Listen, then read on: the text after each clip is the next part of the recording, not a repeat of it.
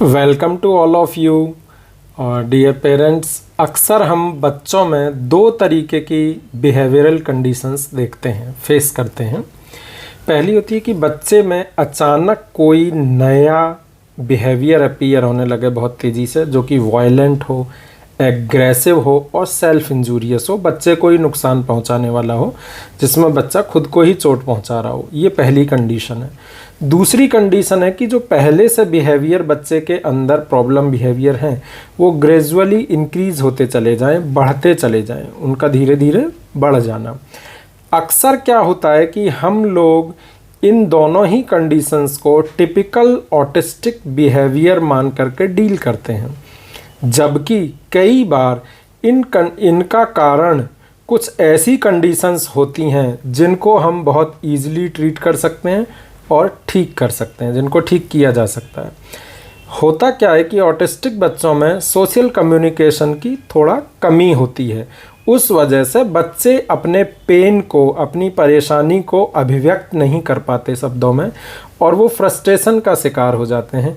उसी फ्रस्ट्रेशन में वो वायलेंट बिहेवियर करने लगते हैं। ठीक है ना। तो ऐसी कंडीशन जब भी आप फेस करें तो कुछ इम्पॉर्टेंट चीज़ों पे, मैं 6 इम्पॉर्टेंट पॉइंट बता रहा हूँ, उन पे आपको सबसे पहले घर में ही ध्यान देना है और फिर अपने पीडियाट्रिशियन को दिखाना है।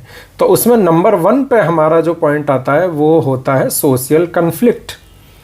अब सोशल कन्फ्लिक्ट 3 तरीके का बच्चे के अंदर हो सकता है। होम कन्फ्लिक्ट, यानी घर ही पर बच्चे का किसी के साथ झगड़ा हुआ हो, या घर ही पर कोई बच्चे को टीज़ कर रहा हो या परेशान कर रहा हो। दूसरी चीज़ हो सकती है, अगर बच्चा स्कूल जा रहा है तो स्कूल इन्वायरमेंट में सेम चीज़ हो रही हो, टीजिंग हो रही हो बच्चे की, या बच्चे को इग्नोर किया जा रहा हो। ठीक है ना। तो ये हो गया स्कूल कन्फ्लिक्ट।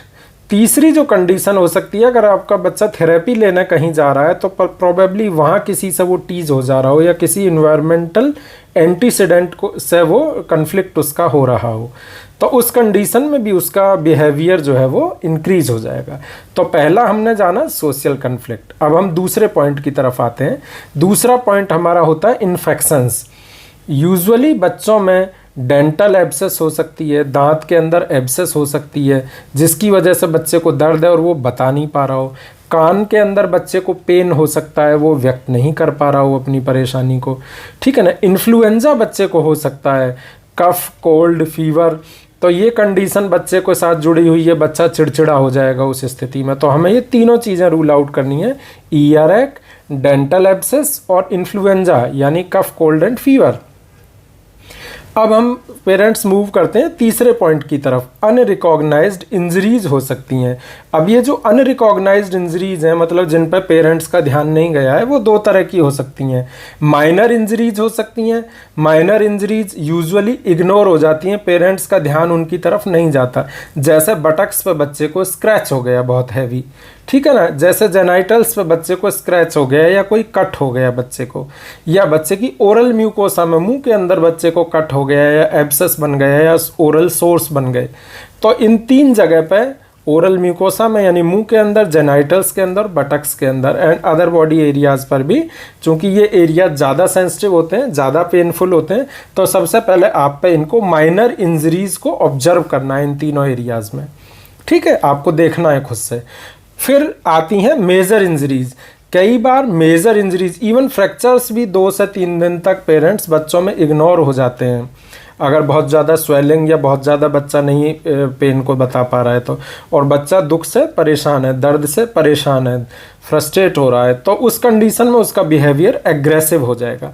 तो पेरेंट्स, एक तो हुआ हमारा माइनर इंजरी, जिसमें आपको 3 एरिया देखने हैं। ओरल म्यूकोसा को बच्चे की चेक करना है स्क्रैचिंग के लिए, जेनाइटल्स को और बटक्स को चेक करना है। ठीक। अब हम आगे बढ़ते हैं। इन इंजरीज से होता क्या है, चाहे माइनर इंजरी हुई हो चाहे मेजर इंजरी हुई हो, इससे बच्चा विड्रॉल, इमोशनल विड्रॉल बच्चे में डेवलप हो जाता है, और उस कंडीशन में हमारा बच्चा इवन अपनी फेवरेट एक्टिविटीज़ को, फेवरेट टॉय को, फेवरेट गेम को भी छोड़ देता है या खेलना कम कर देता है। तो आप यहाँ इससे अंदाज़ा लगा सकते हैं।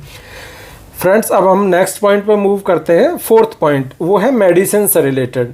मेडिसिन्स की वजह से भी ऐसा हो सकता है। कफ एंड कोल्ड की मेडिसिन्स में जैसे क्लोरफेनारामीन, डेक्स्ट्रोमेथार्फन बेस्ड, तो ये कुछ कफ सिरप होते हैं जिनमें कि एंटी हिस्टामिनिक्स यूज़ किए जाते हैं, कफ सप्रेसेंट्स यूज़ किए जाते हैं कफ सिरप्स के अंदर।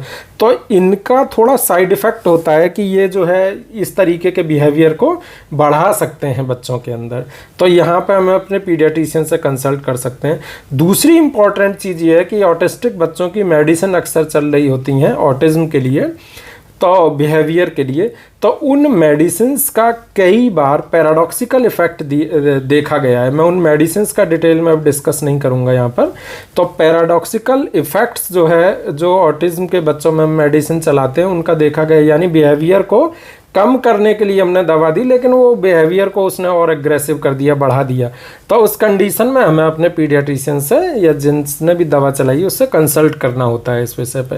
तो ये कंडीशन हमें मेडिकेशन से रिलेटेड भी ये प्रॉब्लम बिहेवियर इंक्रीज होते हुए देखने को मिल सकते हैं। फ्रेंड्स, अब 5वां पॉइंट आता है कि क्रॉनिक मेडिकल कंडीशंस का ये इंडिकेटर है क्या, प्रॉब्लम बिहेवियर्स का बढ़ना। अगर बिहेवियर एग्रेसिव हो रहा है अचानक से, तो हमें ये रूल आउट करना है कि कहीं कोई क्रॉनिक मेडिकल कंडीशन हमारी वर्सनिंग तो नहीं कर रही है। मतलब जैसे कि बच्चे को माइग्रेन का हेडेक है, तो माइग्रेन का हेडेक अगर वर्सन कर रहा होगा धीरे धीरे धीरे धीरे और हम नहीं जान पा रहे हैं, बच्चा नहीं बता पा रहा है, तो वो इस तरह से प्रेजेंटेशन करेगा कि बच्चे का बिहेवियर एग्रेसिव हो जाएगा। ठीक है ना। दूसरी कंडीशन क्या हो सकती है, स्टमक अल्सर हो सकते हैं, पेप्टिक अल्सर हो सकता है, बच्चे के पेट में अल्सर हो, पेट में दर्द हो, तो उसकी अगर वर्सनिंग हो रही है, बच्चा स्पाइसी फूड ले रहा है, तो पेट दर्द को वो अपने नहीं बता पाएगा। ठीक है ना। तो उसका भी इंडिकेटर है क्या, प्रॉब्लम बिहेवियर का बढ़ जाना। उसमें होगा क्या, दर्द बच्चे को हो रहा है लेकिन बिहेवियर बच्चे का बढ़ गया है। ठीक है। तीसरी कंडीशन जिसमें हम यूजुअली फेस करते हैं वो हेमरॉइड्स। बच्चों में अगर हेमरॉइड्स हैं तो पेन हो रहा है बच्चे को काफ़ी ज़्यादा डिफेकेशन में, लैट्रिन करने में, तो उस कंडीशन में बच्चे का प्रॉब्लम बिहेवियर इंक्रीज होने के चांसेस रहते हैं। Rheumatoid arthritis, juvenile rheumatoid arthritis पाया जाता है, तो उस कंडीशन में गठिया बाय, जिसको हम देसी साधारण भाषा में बोलते हैं, तो हाथ पैर इन जोड़ों में घुटनों में दर्द होता है, बच्चा बता नहीं पाता है, तो वो अपने पेन को अभिव्यक्त करता है फिर एग्रेशन के रूप में। ठीक है ना।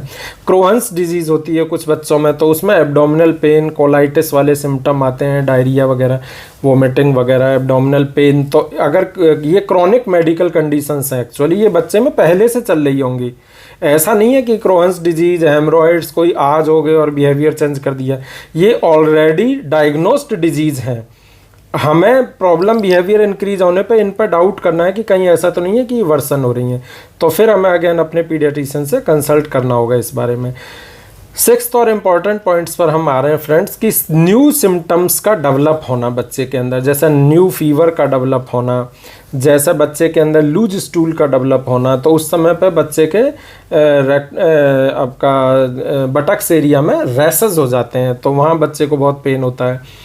चलने में बच्चे की गति का परिवर्तन होना, गेट का चेंज होना, जैसे बच्चा जिस चाल से चलता था अब आप देख रहे हैं कि कुछ लड़खड़ा के चल रहा है, बच्चा पेनफुल वे में चल रहा है, तो हमें अलर्ट हो जाना चाहिए कहीं हिप एब्सेस या किसी जगह कोई जॉइंट एब्सेस तो नहीं बच्चे में डेवलप हो रही है। तो ये सारे इंडिकेटर हैं और ये लक्षण केवल एक ही दे रहे हैं, क्या दे रहे हैं कि बच्चे का प्रॉब्लम बिहेवियर इंक्रीज हो गया है या नया बिहेवियर कोई अपीयर हो गया है।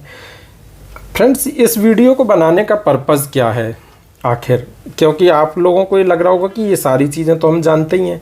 इस वीडियो को बनाने का मेरा पर्पज़ है कि अक्सर पेरेंट्स हमारे पास सिर्फ इस चीज़ के लिए आते हैं कि इसका बिहेवियर और एग्रेशन बढ़ गया है, इसको सर कुछ दिन के लिए हमें जो है सेडेटिव कोई ऐसी दे दीजिए जो ये रात भर सो जाए, कोई इसको एंटी डिप्रेसेंट चला दीजिए, या जो चल रही है उनकी डोज हायर कर दीजिए आप, ताकि ये बच्चा आराम से सो सके, हमको सोने दे सके और इसका एग्रेशन ख़त्म हो जाए। एक्चुअली डोज बढ़ाना, दवा बढ़ा देना या दवा चला देना बहुत ईजी है, लेकिन सबसे ज़्यादा इम्पॉर्टेंट चीज़ जो है वो है कि हम प्रॉब्लम के रूट कॉज को पकड़ें और पहले उसको दूर करें, तब ये हमारी प्रॉब्लम एक्चुअली जा पाएगी, वरना तो हम लोग बच्चे को नुकसान पहुंचा सकते हैं इस तरीके से। ठीक है। Thank you for watching this video.